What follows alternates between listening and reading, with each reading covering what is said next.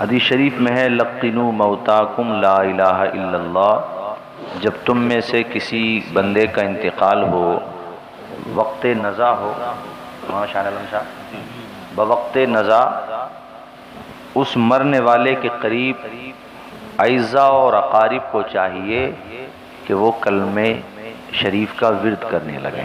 بے شک، سبحان اللہ۔ جیسے انتقال ہمیں ایک سچویشن نظر آ گئی سیریس ہے اور بچنے کے چانسز نہیں ہیں، اور ہمیں حالات تو دیکھی جاتے ہیں، تو آپ حضرات کو وہاں پر کاروبار کی یا خامخواہ کی باتیں نہیں کرنا چاہیے، بلکہ وہاں بیٹھ کر آپ حضرات پڑھیں لا الہ الا اللہ، لا الہ الا اللہ محمد الرسول اللہ صلی اللہ تعالی علیہ صلی وسلم۔ اللہ تعالی علیہ وسلم۔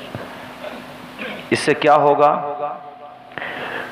جس کا انتقال ہو رہا ہے وہ یہ دیکھے گا میری ماں، میری بہن، میری بیٹی، اور وہ شادی شدہ ہے تو وہ یہ دیکھے گا کہ میری بیوی صاحب اولاد ہے تو بیٹی اور بیٹوں کو بھی دیکھے گا، اپنے اعزاء اور اقارب کو دیکھے گا کہ سب کی زبان پر ایک ہی کلمہ ہے جس کے دو پارٹ ہیں، ایک لا الہ الا اللہ، دوسرا محمد الرسول اللہ۔ بے شک، تو اس کا ذہن اس جانب توجہ کرے گا اور اس کو متوجہ کرے گا کہ جو یہ سب پڑھ رہے ہیں وہی مجھے بھی پڑھنا چاہیے۔ ہاں، کیا بات اور ہے۔ وہ پڑھے گا جب وہ بوقت وصال، انتقال کے وقت اس کی زبان سے بھی یہی مبارک کلمات جاری ہو گئے تو کتب میں لکھا ہوا ہے دخل الجنہ من قال لا الہ الا اللہ عند موتہ دخل الجنہ، جس نے بوقت وصال کلمہ شریف پڑھ لیا تو اللہ کے کرم سے وہ جنت میں داخل ہو جائے۔ واہ واہ واہ، کیا بات ہے حضرت، حق ہے۔ ایک نفسیاتی سائیکولوجیکل بات بھی میں آپ کو بتاتا چلوں، بوقت وصال انتقال کے وقت بھی انسان کو وہی بات یاد آتی ہے جس کا وہ دنیا میں عادی تھا۔ بے شک، تو اس لیے کیوں نہ تم ابھی سے اپنی ہیبٹ، اپنی عادت اچھی بنا لو، وہ یہ کہ سونے سے پہلے every day without any gap, روزانہ سونے سے پہلے مزاج بنا لو۔ ایک تو عشاء کی نماز تو پڑھتے ہی الحمدللہ، جو نہیں پڑھتے ہیں وہ پڑھنا شروع کریں، عشاء بھی پڑھیں، ظہر بھی پڑھیں، عصر بھی پڑھیں، مغرب پڑھیں، عشاء پڑھیں، 5 وقتہ نماز پڑھیں۔ جب آپ سونے جائیں تو باوضو ہو کر سو جائیں تو سونے پہ سہاگا نہ ہو جائے۔ بے شک، سبحان اللہ۔ باوضو سونے کے کئی فوائد ہیں۔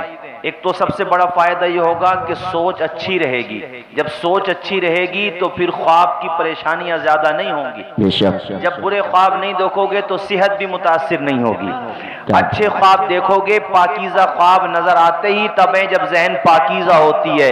وہ کہا ہے نا کسی نے کہ فعل اچھا ہے تو تعمیر بھی اچھی ہوگی، سوچ اچھی ہے تو تحریر بھی اچھی ہوگی۔ میں نے کل خود کو مدینے میں ٹہلتے دیکھا، خواب اچھا ہے تو تعبیر بھی اچھی ہوگی۔ واہ واہ واہ، سبحان اللہ، سبحان اللہ، کیا بات۔ آپ حضرات سے اپیل کرتا ہوں وضو کر کے سویا کریں۔ بے شک، حق ہے۔ وضو کر لیں، یا جس زمانے میں لوگ کنویں سے پانی کھینچتے تھے، رہٹ ہوا کرتے تھے، وہ دور اولڈ تھا مگر گولڈ تھا۔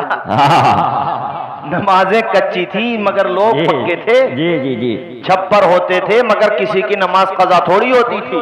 اب تو اتنی سہولیات ہے کہ بھائی پانی گرم بھی اپلبدھ ہے، گھر پہ ماشاءاللہ ہر کسی کے وہاں پہ گیس سلنڈر بھی ہے، اور اب تو گریزر لگے ہوئے ہیں، گرم پانی کرنا ہے تو تب بھی آرام ہے۔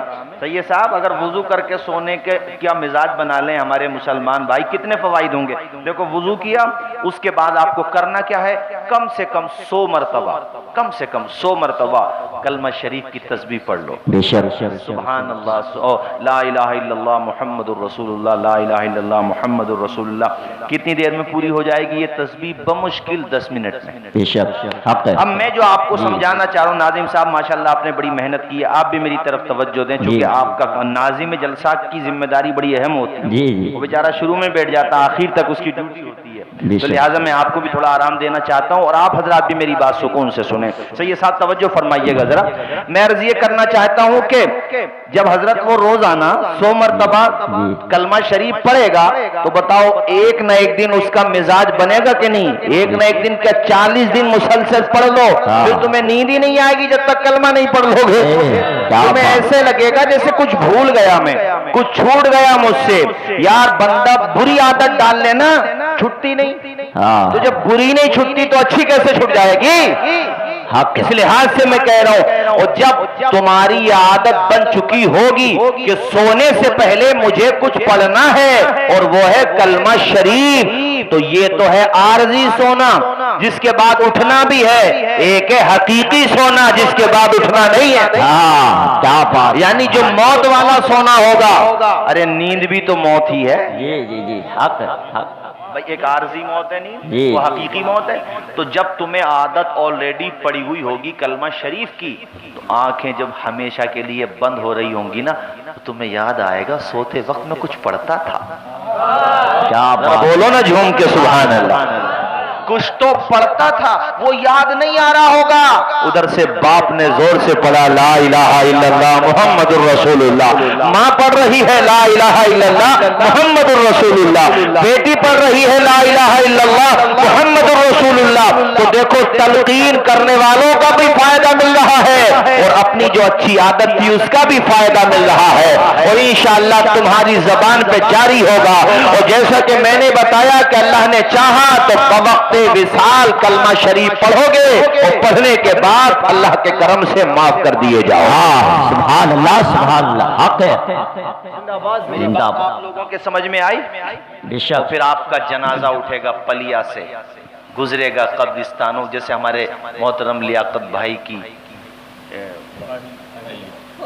لیاقت بھائی کی اہلیہ مرحوم، اللہ ان کو جنت الفردوس میں اعلیٰ، آمین، اللہم آمین۔ ان کا جنازہ اٹھا، اور بھی پلیا میں کتنے جنازے اٹھتے ہیں، اٹھتے رہتے ہیں، پوری دنیا کی میں بات کر رہا ہوں، جہاں جہاں بھی آبادیاں سب، لیکن سب جو جاتے ہیں نا وہ خاموش پیغام دے کے جا رہے ہوتے ہیں، جو ہم سنتے ہیں مگر بھول جاتے ہیں، چونکہ انسان بہت بھولنے والا ہے، بھول جاتا ہے ایک دم سے، وہی اس کو یہی یاد نہیں رہتا کہ ہو سکتا ہے کہ پلیا سے اگلا جنازہ اس مسیری میں ہو سکتا ہے میری جائے،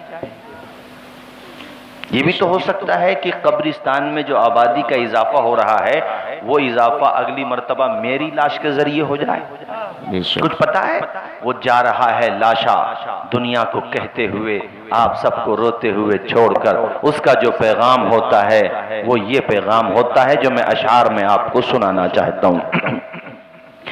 حشر میں پہ ملیں گے میرے دوستو، حشر میں پہ ملیں گے میرے دوستو، بس یہی مقام آخری حشر میں ملیں گے میرے دوستو، کہنا سب جیت جی کے ہیں شکوے گلے، آج سے ختم دنیا کے سب سلسلے، شمع ڈھلنے کو ہے دم نکلنے کو ہے۔ اللہ اللہ اللہ، کیا بڑا بڑا کڑیل نوجوان مر جاتا بھائیو جب موت آتی ہے، تو ایسے ایکسیڈنٹ بھی میں نے دیکھے ہیں کہ نوجوانوں کے بھیجے پولیتھین میں بھر کے لانے پڑے۔ اللہ اکبر، اللہ، یار موت آ جاتی ہے جہاں گھر نہیں ہوتا، بہتوں کو تو کفن تک بھی میسر نہیں ہوتا۔ اللہ اللہ اللہ اللہ، سمجھدار وہ نہیں ہے جو صرف دنیا کی رنگ رویلیاں منانے میں مصروف ہے، سمجھدار تو وہ ہے جو قبر کی تیاری کرنے میں مصروف ہے، جو جب تک فجر نہ پڑھ لے اسے ناشتہ اپنا جائز ہی نہیں لگتا، ظہر نہ پڑھ لے نوکری اس کو بری لگتی ہے۔ سمجھدار عقل مند وہ ہے جو قبر کی تیاری کر رہا ہے۔ یہاں تو دنیا میں آلریڈی اجالا بہت ہے، وہاں کے اجالے کی فکر کر میرے بھائی، جہاں اندھیرا ہی اندھیرا ہے، جہاں کے بارے میں اعلیٰ حضرت نے تمہارے ذہنوں کو جھنجھوڑتے ہوئے کہا، اندھیرا گھر اکیلی جان، دم گھٹتا دل اکتاتا، خدا کو یاد کر پیارے وہ ساعت آنے والی ہے۔ پڑھیں میرے ساتھ ذرا، آپ بھی پڑھیں۔ کہنا سب جیت جی کے ہیں شکوے گلے، آج سے ختم دنیا کے سب سلسلے، شمع ڈھلنے کو ہے دم نکلنے کو ہے، شمع ڈھلنے کو ہے دم نکلنے کو ہے، اب ہے قصہ تمام آخری پڑھ لیتا ہے میرے ساتھ، آخری آخری آخری آخری مجھ کو نہلا کے پہنا دیا ہے کفن، رو چکے مل کے ماں باپ بھائی بہن۔